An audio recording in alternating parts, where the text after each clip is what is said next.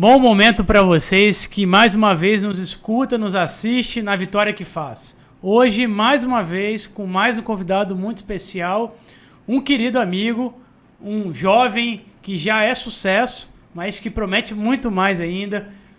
Ele que tem sua voz agora muito famosa no estado do Espírito Santo, além de ser um grande empreendedor, um grande visionário e que faz um trabalho importantíssimo pela nossa cidade, pelo município de Vitória e pelo estado do Espírito Santo e também pelo Brasil. Estou falando de Ricardo Frizeira. Ricardo, que é sócio-diretor da Apex Partners, com mais de 9 bilhões em ativos da Apex. Ricardo une a sua formação em Direito, também com foco em Administração e Economia, especialmente na gestão de startups. Ricardo também é engajado no projeto da Vitória que Faz, porque ele faz muito por Vitória.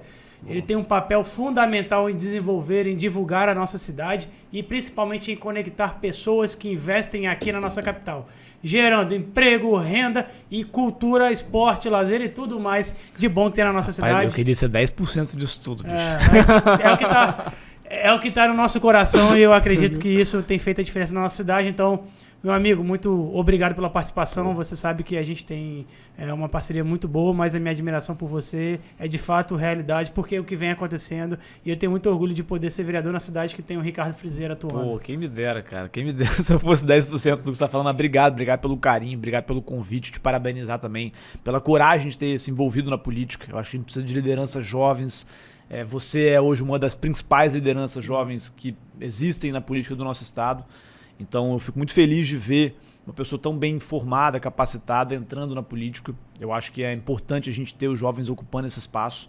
É uma caminhada, imagino, difícil, né? Não é fácil se envolver com tantas questões que são correlatas e ligadas à política. Então eu imagino que você precisa ter muita coragem mesmo e paixão pelo que você faz para conseguir dar cabo aí. Vamos com tudo. Meu amigo, eu vou começar fazendo uma pergunta. Eu lembro lá na nossa época de Direito, da FDV, para quem não sabe, a gente foi contemporâneo de faculdade. Ricardo sempre foi a um ponto fora da curva, sempre questionador, sempre criando movimentos. Péssimo aluno. O importante é o que está entregando agora. Mas o que motiva o Ricardo a ter se enveredado por esse caminho de, além de ser um empresário, além de ser um empreendedor, além de trazer um network muito forte para o nosso estado, querer divulgar, porque hoje eu vejo o Ricardo em 3 pontos. O Ricardo comunicador, que comunica muito bem o nosso estado, comunica muito bem o que você quer, o seu propósito. Obrigado. O Ricardo empresário e o Ricardo que junta esses 2 papéis para saber fazer o que? Trazer investimento para o nosso estado. Sim. Porque Filântropo. Porque as pessoas, Ricardo é empresário, então ele só pensa, gente, você não tem ideia do valor agregado que ele traz quando traz um investidor, quando traz um empreendimento para a cidade, quando traz eventos, e isso é importante. As pessoas enxergam o evento apenas pelo evento, mas a repercussão futura do evento, posterior ao evento, tem assim, um cordão de ajudar muito o estado do Espírito Santo. Antes o Espírito Santo era um patinho feio. Hoje, com a sua divulgação, e o Ricardo tem a mania de viralizar muito vídeo, tá? É impressionante os vídeos que são tão bem produzidos que rodam o Brasil inteiro. Então eu queria saber assim, de onde que surgiu e o que você já sente na prática, Ricardo, com essa atuação? A nossa atuação, né? Porque é uma atuação de muitas mãos, de muita gente. Gostei ali da divisão. A última eu colocaria o Ricardo Filântropo, porque grande parte dessas iniciativas que a gente faz pelo Espírito Santo realmente é filantropia. A gente banca para fazer isso. Muitas vezes a gente não ganha dinheiro, na maior parte das vezes. A gente está trazendo coisa para o Estado porque isso tem um efeito colateral muito importante. Quando o Estado está bem, quando a cidade está bem, todos os negócios que estão aqui são mais potencializados e florescem cada vez mais. Então a gente faz isso primeiro por acreditar e por ser apaixonado, depois porque isso beneficia a nós e a todos junto. Então é o que a gente acredita. Esse envolvimento no mercado financeiro, no mercado de mídia, ele vem muito, eu acredito, de um chamado de Deus. Eu morava em São Paulo, eu vivia com frequência andando nos táxis de São Paulo, né? E aí com sotaque que não é paulista, logo perguntam, de onde que você é? É carioca? Eu não, sou capixaba, sou de Vitória. E o cara, Vitória da Conquista? Aí eu ficava puto com aquilo. Como é que uma cidade do interior da Bahia pode ser mais conhecida do que a capital do Espírito Santo? Uma das cidades mais ricas do Brasil, o maior PIB per capita, um dos melhores DHs, uma cidade linda, com convento, com praias. Vitória tem mais de 100 praias a um raio de 60 quilômetros da capital. Então, assim, é uma riqueza econômica, turística, natural que existe, que está aqui, que o Brasil não conhece. E aí, cara, eu entrei, naquele dia eu fiquei muito... Quer dizer, já foram algumas vezes, né? Mas na 10ª vez eu fiquei muito puto. Eu falei, cara, não, tem que mudar isso. Não tem como, não pode ser. O Brasil não conhece Vitória, o Brasil não conhece o Espírito Santo. E aí eu subi na minha casa aquele dia, abri o computador, e aí é o que eu falo de chamado de Deus de verdade, assim, que eu acredito que foi uma luz. Abri o computador, tinha lá, Espírito Santo em ação, plano ES 2030. Eu li aquele plano inteiro, era um plano de desenvolvimento do Espírito Santo a longo prazo. Eu falei, na hora eu peguei, liguei e falei, cara, eu tô voltando pro Espírito Santo. Eu vou voltar pro Espírito Santo porque meu propósito de vida é colocar o Espírito Santo no mapa. Eu vou fazer isso como propósito de vida. E aí, de novo, Deus me conectou com as pessoas certas aqui. Para uma eventualidade, eu acabei caindo nesse mercado financeiro e mercado de mídia. Hoje são paixões que eu trato com o coração.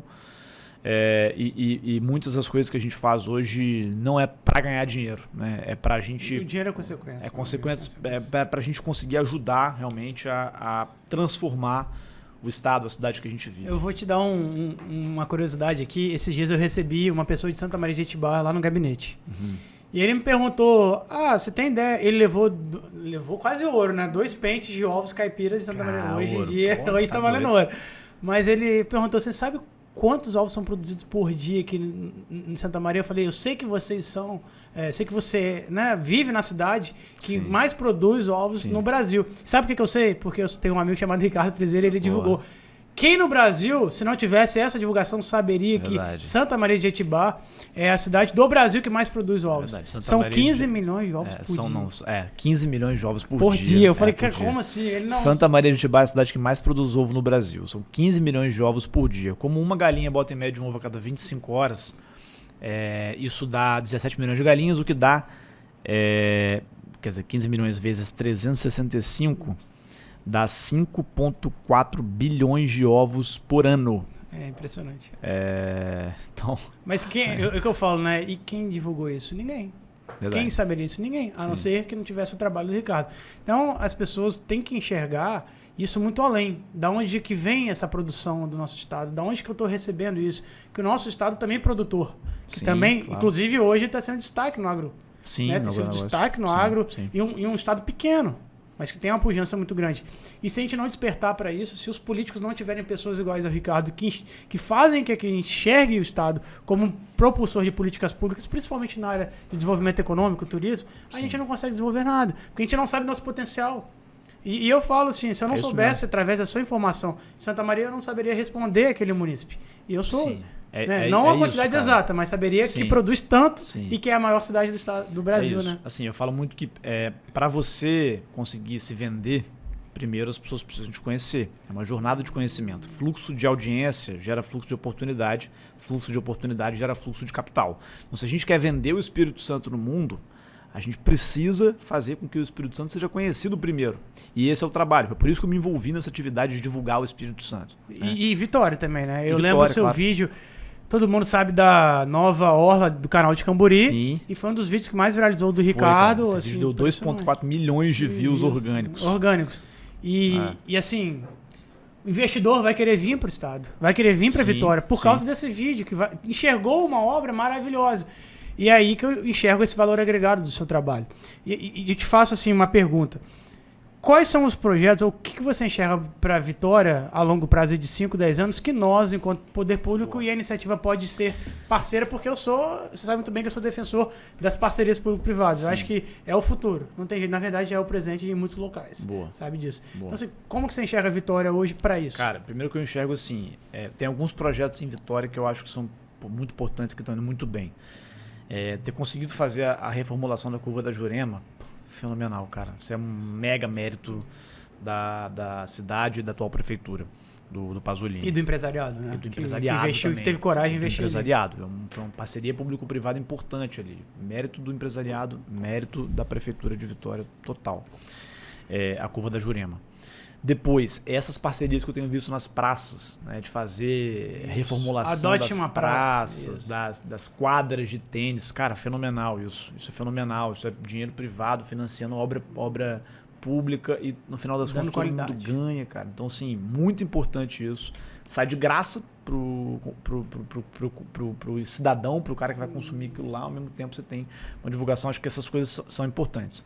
Então, o trabalho de Vitória tem sido muito bem feito. Isso é um fato, né? Quem dizer o contrário, tá mentindo. Eu acho que agora a gente precisa, a cidade está indo muito bem, a gente precisa olhar com um viés mais de longo prazo para alguns movimentos tectônicos que mudaram a história de algumas cidades no mundo. Por exemplo, a questão muito bem feita dos waterfronts aqui. Né? Isso é fenomenal. Você pega Washington DC, por exemplo, tinha uma parte abandonada que hoje é o The Wharf, que é um dos bairros mais pujantes de Washington DC. The Wharf, restaurantes, bares, embarcações, pias para embarcações, genial. Você pega Brooklyn, onde tem hoje o mercado de Brooklyn lá. Cara, transformou a Brooklyn, aquela região voltada para Manhattan, com vista para Manhattan. Mega projeto. Enfim, você pega vários lugares do Puerto Madeiro, em Buenos Aires, que era um lugar abandonado, um porto abandonado, e agora é uma região super pujante de comércio, de negócio. Então, eu acho que a gente precisa continuar olhando para esses benchmarks. Esse projeto do Waterfront de Vitória é fenomenal, tanto o Waterfront do centro, como o Waterfront da Jardim da Penha, Beira-Mar, como lá de trás da Ilha das Caieiras. Ficou, cara, espetacular, tem que seguir isso. E agora a gente tem que olhar um pouco mais a longo prazo, o seguinte, Vitória é uma cidade de qualidade de vida. Para onde que Vitória vai avançar economicamente? Eu acredito que valorizando a cadeia econômica que gira em torno da qualidade de vida. Qual é essa cadeia econômica? É a cadeia econômica, por exemplo, do cara que trabalha numa empresa digital de tecnologia lá nos Estados Unidos, mas ele precisa morar em algum lugar para trabalhar remotamente. Lisboa fez muito isso. Perfeito. Lisboa fez muito isso. Usou o fato da cidade ser uma cidade boa, com qualidade de vida, para receber nômades digitais. Eu acho que Vitória pode ser a capital dos nômades digitais no Brasil. Inclusive, eu fui conversar com o Nizam Guanais, que é publicitário, né? E eu falei, Nizam, Vitória é Mônaco brasileira. Aí ele, baiano, né? Você tá doido? Mônaco brasileira. Eu falei, Nizam, tô te falando. Aí ele falou, olha, a Mônaco não acho, mas a Lisboa pode ser. Porque é uma cidade de qualidade de vida. Então vocês têm que atrair gente para morar aqui, trabalhar remotamente, trabalhar à distância, mas morar numa cidade como essa. E hoje em dia o mundo é digital. A gente pode se beneficiar muito desse viés, tanto de turismo como de atração de talentos e mão de obra super qualificada para cá. A gente tem visto isso nos Estados Unidos, a migração de Nova York para a Flórida. Eu acho que é algo que vai acontecer aqui em algum momento. As pessoas vão sair de São Paulo e vão vir morar em Vitória, porque, cara, morar em São Paulo é uma merda. A cidade é um caos. Não tem como você morar naquele lugar. Eu não conheço ninguém que veio para cá e não quis continuar, né? Veio para Vitória. E assim, vamos falar num cunho também social, que quando você gera essa migração para Vitória, você traz um consumo maior, você consegue com que o município invista mais, então ele consegue ter uma vida mais forte de investimentos. E aí quando você vai, a gente estava até falando dos projetos de Waterfront, que a gente fala que é Vitória virada para o mar, né? O projeto que Vitória utiliza o seu potencial de recursos naturais para desenvolver a cidade. Você vai para São Pedro, né? Que é um bairro que hoje em dia está sendo muito tendo um carinho e cuidado pelo município, mas que tem que evoluir ainda mais. E assim, quando você traz pessoas de fora, você começa a conseguir colocar investimento naqueles locais, porque a pessoa vai ali, vai consumir ali. Exatamente. A pessoa vai ter a necessidade de querer utilizar a cidade como um ponto turístico. Então, por exemplo, se vem um cidadão de São Paulo que trabalha numa empresa americana, mas quer morar em Vitória porque ele consegue chegar no restaurante em 2 minutos, ir pro shopping 5 e ir lá na Ilha das Caieiras em 10. Ainda fazer isso de bike. E de bike. Então, assim, olha só o consumo que ele vai ter. E aí, diretamente, isso é geração de emprego, geração de renda. E as pessoas têm que enxergar que tudo se conecta hoje em dia no mundo. Então, a gente tem falado muito sobre a reforma tributária, e é um ponto que você tem muito conhecimento, é sobre as startups, ou sobre o ecossistema de startups. Sim. O ecossistema inovador que hoje a gente precisa. Tem se falado muito de ESG, tem se falado muito de governamental, mas pouco se fala de como isso conecta a cidade de Vitória a ser realmente, hoje, eu enxergo Vitória como uma das 10 principais capitais da América Latina, América do Sul, e talvez até na América total, que pode trazer qualidade de vida, condições de trabalho e investimento próprio com as startups. Porque você enxerga aqui um ecossistema que o pequeno, por exemplo, a gente tem a PicPay, que saiu da Tec Vitória. Sim, cara. Poucos sabiam que era Tec Vitória. Eu converso direto com o Darcy. Sim. Ele aí, ninguém nem fazia a mínima ideia. Sim. E assim, olha só o que aconteceu. Você citou um caso aí, cara, assim, o PicPay nasceu em Tararé, uma comunidade na Tec Vitória, que é uma incubadora. Então, assim, foi uma iniciativa, inclusive, pública da cidade, que permitiu que florescesse hoje um dos maiores bancos do Brasil e do mundo. Então, eu uso muito esse exemplo para mostrar pro capixaba, pro cara que mora em Vitória, em Vila Velha, que tá aqui com a gente, que, cara, é possível fazer aqui. Você não precisa ir para São Paulo para construir coisa grande. Tem uma galera fazendo aqui. Assim, para de arrumar desculpa e começa a fazer, entendeu? Isso aí. E dentro desse sistema, você criou o Espírito Startup. Sim. Que não é isso? Sim. Que é como se fosse um reality show de startups, onde vocês premiam no final o melhor. E eu queria que você falasse um pouco sobre isso, porque eu achei sensacional a iniciativa. E eu tenho esse pensamento lá no nosso mandato de fazer os hackathons. Boa. Hackathons nada mais é do que você criar um espaço, um ambiente onde pessoas criam ali startups para que tenha algum cunho social, por exemplo, que afete o poder público e que ajude o desenvolvimento. Então eu queria que você me falasse dessa experiência e o que você sente na área de startups de Vitória, principalmente, com esse trabalho. Cara, eu acho que a gente está avançando bem em startups.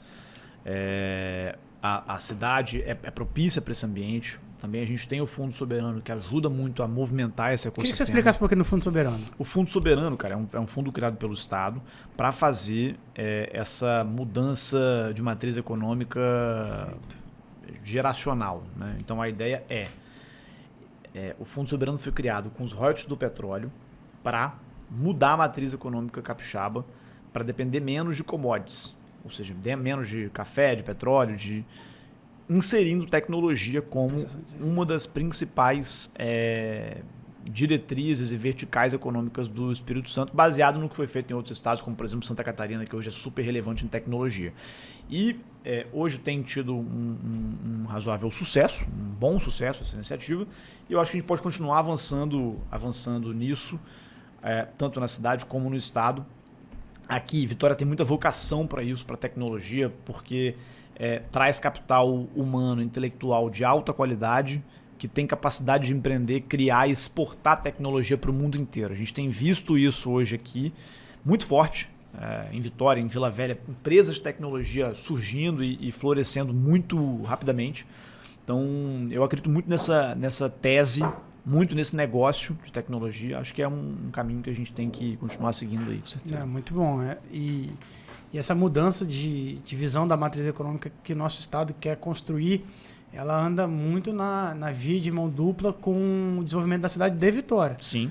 Porque a gente tem algumas bases de tecnologia hoje em Vitória que a gente não enxergava antigamente. Sim. E as pessoas realmente estão começando a entender. E o que você assim, enxerga como necessário para as próximas gerações terem conhecimento técnico? O que eu quero falar com isso? Que em grau de ensino inicial, para os meninos de 5, 10, 15, terem tato e conhecimento com startups, Boa. com base tecnológica. Boa, O legal, que você acha qual é a sua visão sobre o poder público estar diretamente influenciando nisso? Cara, eu acho que deveria ser criada uma escola de empreendedorismo para jovens aqui no estado. Acho que seria fenomenal você entrar nas escolas públicas e privadas e trazer esse conteúdo de empreendedorismo, de finanças, desde o D0, porque a gente sabe que existe muita doutrinação e muito viés em muitas escolas e universidades. Tem muita gente de esquerda fazendo a cabeça das pessoas a criticar o empresário e aí, consequentemente, essa pessoa acaba sendo a pessoa mal sucedida muitas vezes, porque não entende como é que o mundo funciona. Então, assim, você quer ser comunista? Pô, beleza, você pode ser comunista. Só que, cara, você não vai ganhar dinheiro, né? Tem problema com isso? Pô, não tem. Quer dizer, tem problema com isso, né? No fim do dia. Tem problema. Então, assim, isso não perpetua a riqueza. A gente quer perpetuar a riqueza. É isso, esse é o ponto. Então, você tem que fazer um projeto de capitalismo nas escolas, bicho. Eu acho que parar de enxergar o dinheiro como uma coisa ruim, né? Isso que é engraçado. Total. E, na verdade, a gente quer gerar riqueza para todos. Sim. Que esse papel, na minha visão, o papel do Estado tem de difundir quanto mais conhecimento para que a pessoa que queira empreender, empreenda, para a pessoa que queira inovar na área, inove e que tenha ferramentas. Se não quiser, tá tudo bem também, mas que tenha oportunidade tanto quanto as outras áreas.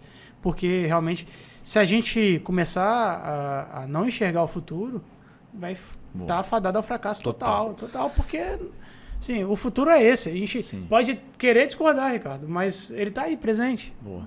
Então não tem... Agora, deixa eu te fazer uma pergunta, Claro, então. meu Eu amigo. ouvi de você aqui. Por que você quis se envolver com política? Qual que é a sua visão de longo prazo com isso? E o que você acha que você pode transformar, ajudar a transformar e melhorar a cidade de Vitória e o estado? Você me conhece há bom tempo e sabe da minha vontade há muitos anos. Desde garoto eu sempre entendi que a política seria um canal de transformação social através, né, do nosso mandato, do nosso trabalho. E aí eu fui enxergando com o passar das experiências do tempo que não adianta fazer nada sozinho. Primeira coisa, assim, né? Não adianta eu querer mudar o mundo se eu não tenho outras pessoas que querem mudar da mesma forma. Sim. Querer mudar o mundo só não através da política. Mas, por exemplo, você é uma pessoa que me ajuda a mudar o mundo. Você traz conhecimento, informação, você muda a sociedade, você traz investimento. Sim. E isso impacta lá no seu João da Ilha das Caieiras que está vendendo o seu peixe. Boa. Você pode ter certeza. Então eu enxerguei que eu poderia ter uma ferramenta de transformação social muito forte. E agora com 3 meses de mandato, ainda é pouco, mas eu já enxergo algumas coisas. Eu enxergo que você pode... E o que eu estou fazendo? Eu acabei de sair de uma aula na FDV onde mais de 20 alunos estão interessados em participar de uma oficina legislativa para dar ideia de projetos de leis. Maneiro. Então o que eu enxerguei? Eu enxerguei que além de fazer políticas públicas, eu posso trazer... não que eu seja a referência, mas eu posso trazer uma mudança social das pessoas quererem se capacitar para entrar na vida pública. E o que eu quero dizer com se capacitar? É entrarem lá com o conhecimento necessário para mudar a vida. Porque se eu entro lá sem conhecimento nenhum, eu demoro 4 anos para aprender e nesse 4º ano eu já perco meu mandato. Sim. E não entreguei nada de útil. Sim. Então, assim, aí sem enviesar, tudo bem, independente de quem entre, mesmo que seja de esquerda, que não seja da minha visão, Sim. mas que pelo menos se capacite. Sim. Pelo menos tenha uma noção do que vai fazer. Pô, isso aí total. Normalmente, Então- assim, cara, isso aí é um ponto fundamental. Normalmente, tanto a esquerda como a direita tem muitos políticos incapacitados no Brasil hoje. Isso é um E fato, que né? utilizam um argumento totalmente nada a ver com o seu papel de Sim. competência para querer ganhar voto. Então, assim, eu enxergo que esse papel meu é de trazer uma nova geração para a política que realmente seja uma pessoa pragmática. Falei, olha, o que vai mudar a vida das pessoas? O investimento na parceria público-privada. Então, vamos para cima. Boa. O que vai mudar a vida das... Eu dou um exemplo. Sabe uma das cidades que mais investe no setor, na parceria público-privada? Recife. Quem que é o Maneiro. prefeito de Recife? Sim, é um cara de SB. esquerda. Mas é um cara bom pra caramba, João Mas Campos. eu só tô te né, cara? falando. O cara se preparou. Sim, verdade. Entendeu? É verdade. O outro, aí eu te dou um maior exemplo, né? Eu acho que tá anos-luz de qualquer outro político, esse aí, Tarcísio. O gênio. Um gênio. Mas você vê ele debatendo o dia inteiro. Olha, eu preciso do governo federal porque eu quero investir no meu estado. Não, e ele isso, investe. com certeza, cara. Então, assim, Eu acho que você citou 2 excelentes exemplos de políticos aí. O Então- João Campos em Recife pela esquerda e o Tarcísio pela direita, que, cara, são caras realmente que estão muito capacitados. E quem nos dera se o Brasil tivesse políticos tão bem capacitados quanto eles, independente da matriz ideológica, né? Não que eu acho que independa da matriz, porque depende. Normalmente os caras de esquerda fazem muita cagada econômica, então isso é muito ruim. Mas esses caras são muito bons, velho. O João Campos é um cara, assim, mega de uma esquerda moderna, não é essa Exato. esquerda É a esquerda do que dialoga, PT da né? década Que- de 90, Exato. super ultrapassada. A esquerda do João Campos é uma esquerda americana europeia, né? Um cara que entende como é que o mundo funciona e que a partir disso vai constituir políticas sociais a partir da realidade econômica, da necessidade de equilíbrio fiscal e tal. Então, Indo para já os finalmente, eu queria te fazer uma pergunta que é um tabu, né? Eu falo muito, tô nem aí para isso, mas o que você enxerga do empresário estar dentro do poder público no sentido de parceria? Legal. Porque antigamente eu falo 2, 3 anos atrás, hoje em dia menos, mas ainda existe, sim. as pessoas demonizavam o Sim, empresário sim. dialogar com o governador, com Verdade. o prefeito, com o vereador. Verdade. E eu falo assim, eu faço questão de recebê-los. Sim. Eu sei da minha índole, sei da minha Total, conexão. Como que é a sua visão sobre isso? Cara, eu acho assim, não tem como a sociedade avançar se a gente não tiver diálogo entre o poder público e o poder privado. Então, a parceria entre empresários e políticos, quer dizer, entre empresas e governos, é um negócio fundamental para a gente fazer a sociedade avançar. Foi assim que aconteceu no mundo inteiro. Você pega os grandes cases de transformação de infraestrutura no mundo, por exemplo, todos têm parcerias público-privadas. Então, eu acho que é muito importante. E eu acho que o Brasil tem aprendido nessa jornada a como fazer isso da maneira adequada, né? Eu vejo alguns bons cases acontecendo. O caso de saneamento aqui no Brasil é um caso interessante.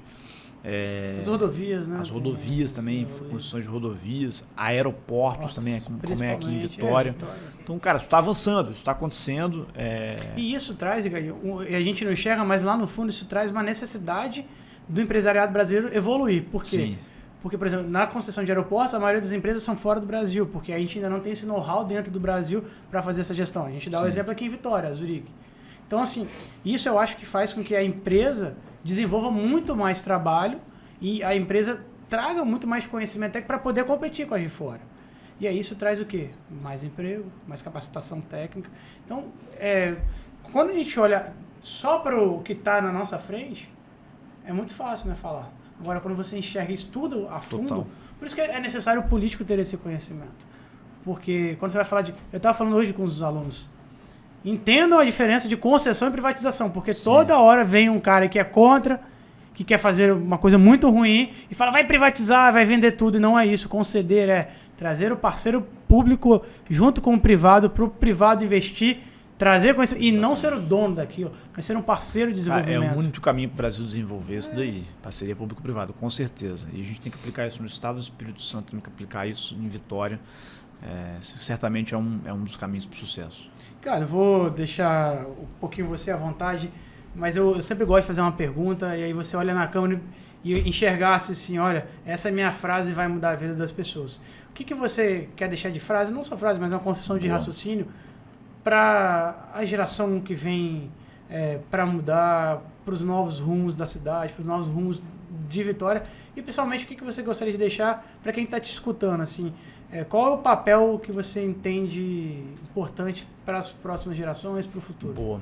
Cara, eu acho que eu estava até dando uma palestra na UFES ontem, eu conversei bastante com os meninos lá da faculdade, assim, eu acho que essa geração tem um conflito psicológico grande primeiro, né? Que é a falta de crença em si mesmo. Acho que vocês têm que primeiro acreditar em vocês. Esse é o primeiro ponto.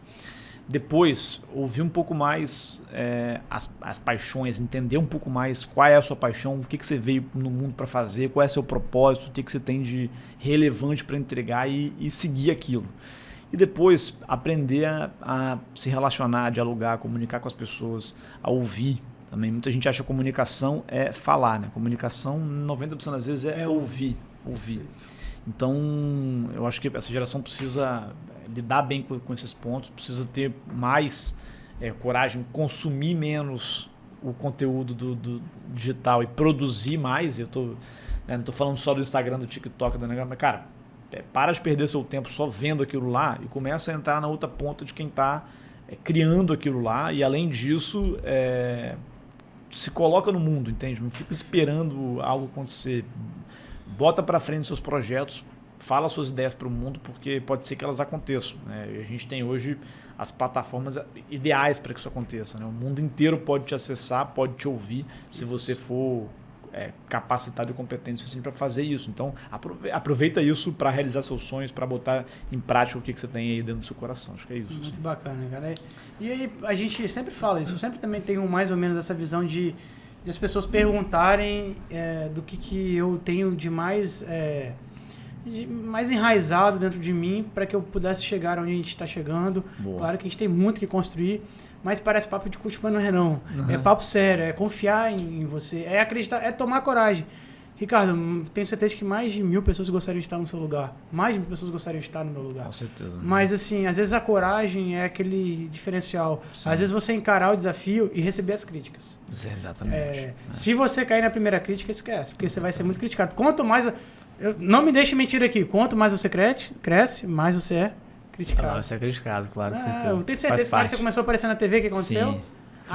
Pagou pra estar ali. Total, muita. Quem é esse menino aí? No início virei piada no início, né, cara? Aí depois que eu fui ligou pra isso? Com consistência zero, mandei todo mundo tomar no cu. Desculpa aí seu podcast. Cara, tem que mandar mesmo. E continuei fazendo, e aí, bicho, quando a galera viu que eu ia ser consistente mesmo, mudaram de opinião.